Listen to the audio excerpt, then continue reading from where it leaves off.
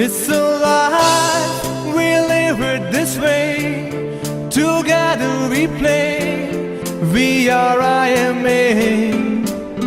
From the beginning till the end of this day, we move and we sway, together we stay. We'll take your hand and help you through the mistakes. Whatever it takes, we'll find a brand new place.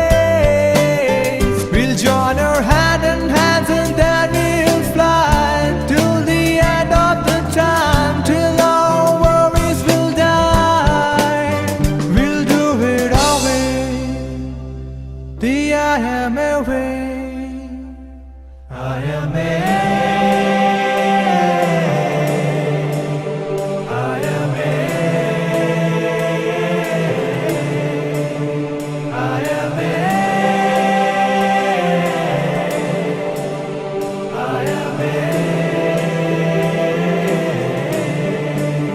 It's a dream to be at our best. We fight on our own with no room for rest. It's a dream to be at our best. We fight on our own with no room for rest.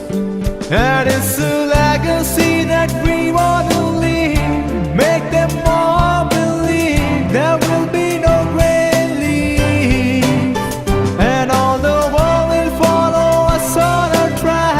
Turning white from the black, just like raising the flag. We'll do it our way, the IMA way.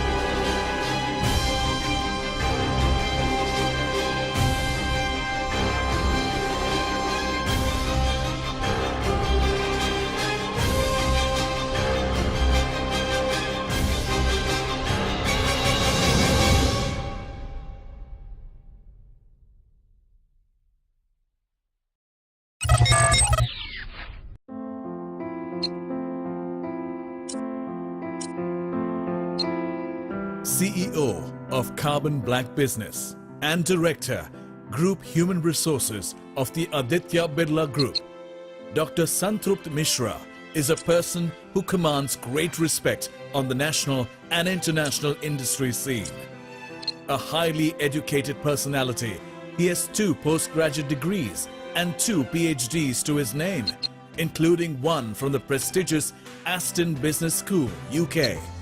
An astute leader, the Aditya Birla Group has won laurels like Best Employer of India and Great Place for Leaders to Work under his aegis. As the CEO of Carbon Black Business, he has catapulted the company to become the largest in the world. Many awards adorn his professional career. The prominent among them are the Role Model and Exemplary Leader Award, Odisha Living Legend Award, and many such awards. Let's welcome this personality who possesses an intuitive understanding of human beings and businesses, Dr. Santrupt Misra.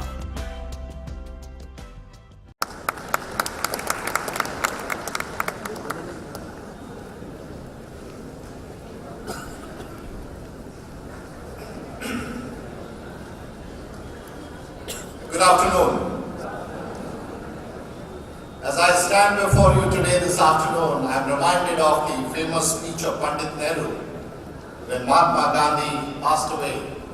That shown speech where he started saying that I do not know what to say and how to tell it. Pandit Nehru was overcome by grief at that moment, not to know what to say and how to tell it. And as I stand before you, I am overwhelmed with joy, inspiration, excitement, seeing this grandeur of this function, this content of this function, the commitment of people who have organized, and all of you who are in audience. And I'm also wondering, what should I say and how to tell it? Thank you very much for having me here, and I congratulate Indore Management Association for your Golden Jubilee celebrations. As you all know, that world over, the corporate mortality rate has started growing. You find that those who were in Fortune 500 companies, perhaps in 60s and 70s, more than 1/3 of them today do not exist. In that background, perhaps it is extremely creditable that Indore Management Association has all the time continued to think about the future, retained its contemporariness, retained its relevance, decade after decade to be able to celebrate its Golden Jubilee year. And I think you are the true pioneers of the future, and you are the people who think about the future. As I also stand before you, with my joy and excitement, not only I think what should I say and how to tell it, I'm also wondering, who should I speak to?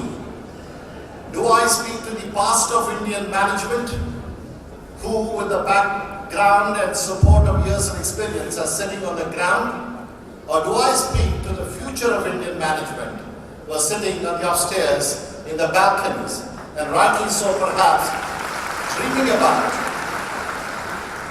about and imagining the future of management, economic growth and prosperity for Indian society and economy.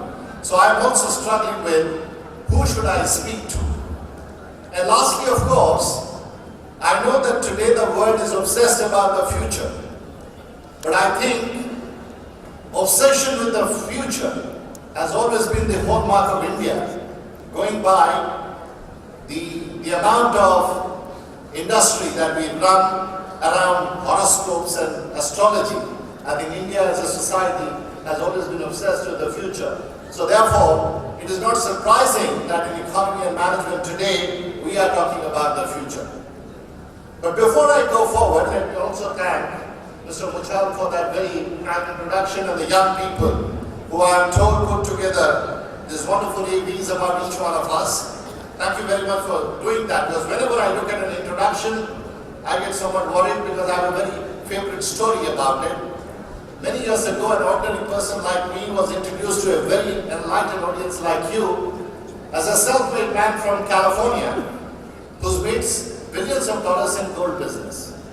So it is normally very customary for the speaker to thank the introducer. So this person, being a polite man, thanked his introducer and said, the introduction was broadly correct, excepting some minor aberrations of facts that I would like to set right. And he went on to say that, to be honest, the state involved was not California, it was Florida. To be really honest, the item involved was not gold, it was gold. To be really truthful, the amount involved was not $1 billion, it was just $1 million. To be absolutely sincere, the person involved was not me, it was my brother. And to be really honest, he didn't make that much of money, he actually lost that much of money in the business. So as I was listening to Mr. Michel's introduction in the AB, I was wondering how many such aberrations of facts I need to set right. And mercifully and thankfully, perhaps I don't have to do many, and thank you so much. Moving forward, as I talked about the future, and future of organizations and future of human capital, as I mentioned, it's an obsessive subject. And because it is an obsessive subject, I believe, perhaps, straitjacketing into a PowerPoint presentation or perhaps a speech is extremely hard, because that would mean you're trying to straitjacket the future itself. And I believe that future is an exploratory journey, where at every turn there is an opportunity, a new excitement, a new experience. And therefore, we need to be constantly be agile to avail of every opportunity that comes our way rather than straitjacketing the future. So one of the challenges for the future before organizations is that how do we combine, integrate, and retain flexibility in organizations, that we have a definitive plan about the future, yet we are not afraid of taking every opportunity that is available to us at every turn, every twist going forward. Organizations in the past have always had this kind of inertia, where you find that once strategic plans are built, when plans are decided, when people are set on a course, they find it extremely difficult to change the course. I was reading an interesting article the other day somebody sent me, and it asked a very interesting question. We all know the problems of land acquisition in the world today, and it put forward a business proposition saying, look, imagine you have an empty plot of land, and a particular transmission company comes and tells you that I want to put few towers there and draw the transmission lines. How much would it cost me and how much would you charge me for using your land? And the article said that 90% of the time we will all think of it as a great opportunity for me to make money. So I asked some exorbitant amount of money, so much so therefore the transmission companies do not manage to put their lines. And the article went on to argue the converse. He said, assume that you have an existing plot of land where there is a transmission tower and line going on, and you want to build a house on that land. How much really would you be willing to pay the transmission company to remove their towers and lines? Would you be willing to pay as much as you ask them to put their transmission lines and towers? And the answer perhaps is, and truthfully if we answer the question, most of us perhaps would not be willing to pay that much to get the land vacated, as we would expect someone to pay to put up that particular facility on our land. Now that is the challenge of inertia that we find, that we sometimes find status quo somewhat convenient for us sometimes, and we are not willing to change status quo, or not willing to go as much to change status quo as we would otherwise be willing. Now that is the challenge of future of organizations, that the world is changing at a pace where opportunities are around, but we are perhaps spending far too much of time seeing what the challenges are before us and not spending enough time to say, can I create an organizational architecture that is likely to help me take opportunity of all the new opportunities that are coming on my way. The second issue perhaps for us to think is, when we think about organizations, what are organizations? Organizations consist of a set of things. One perhaps is the structure. If you ask, who owns Indore Management Association today? The answer would be, all of you present here own Indore Management Association. There is no particular owner, but there is a tremendous sense of ownership among the 4,000, 5,000 people who are present here. There is no particular individual who is responsible for directing it. I was told the young people who have done animations, Mr. Jain was mentioning to me, that the young people who have done animations, they did it free of cost, voluntarily, out of a sense of commitment.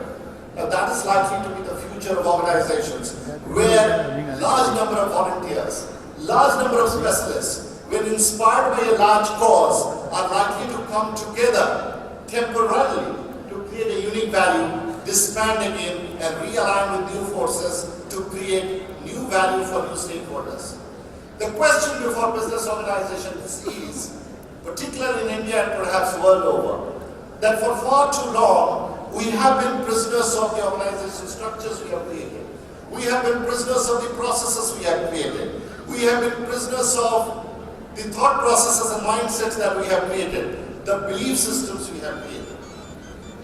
Many times with my colleagues in conversation, we have debates. What is important for us? Is capacity utilization more important, or is protecting profitability more important? And how do you ensure that there is a balanced trade-off between the two? I can always utilize my manufacturing capacity fully by selling product at marginal cost perhaps and get no return on that. Is that something more beneficial for me, or is it more beneficial for me that I underutilize capacity and protect profitability? Now again we find the way leadership teams, managers address this particular issue depends on the belief system that we have grown with, and we often, like that inertia story I told you, it's extremely hard for us to break free from those kind of mental models. So ladies and gentlemen, talking about the future of the organization is one of the biggest challenges for human resource specialists and human resource strategies is that how do we create a self-destructing mechanism within the organization that after a certain time learns to recognize obsolescence in the organization, deconstructs what has been created. But let's all remember that there is no creation possible without some amount of selective destruction. And the challenge before organizations is we are always trying to create something new without perhaps adequately destroying, leaving behind, forsaking, throwing away some of the things that seem to have lost their relevance. What happens in organizations is exactly what happens in our homes.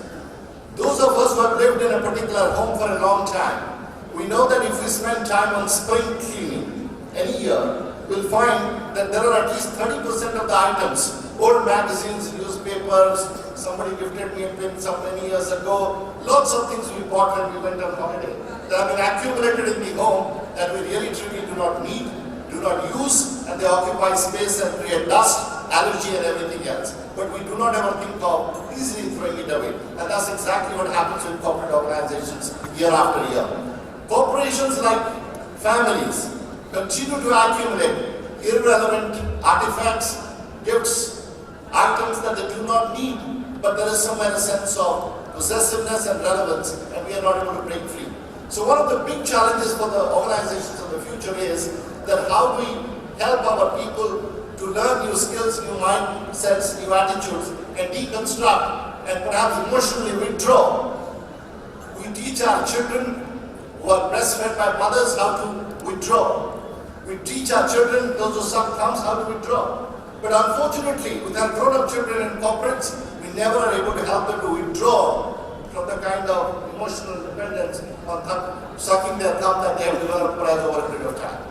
That is one of the biggest challenges, because if we do not do that, we are unlikely to be able to avail of the opportunities that the new world presents to us. I talked about the simile of Indore Management Association, coming together of people to create value. That's going to be the future of lots of organizations. We had in the past always talked about freelancers.